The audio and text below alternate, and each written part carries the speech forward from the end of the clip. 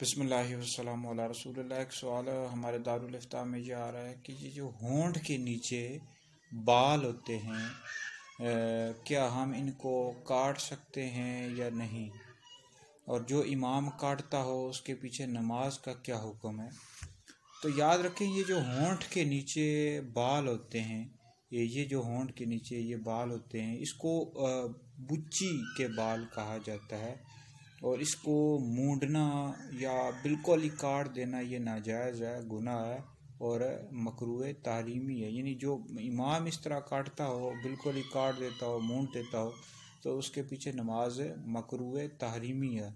और वैसे भी ये बाल दाढ़ी में शामिल हैं, इसको नहीं काट सकते। हाँ, अगर बहुत ज़्यादा बढ़ गए हों, मुंह में आ जाते हों, तो फिर ऊपर से इसको कतर सकते हैं, थोड़े से कतर सकते हैं। लेकिन बिल्कुल ही मूंड देना, काट देना ये जायज़ नहीं है। ये बाल दाढ़ी में शामिल है।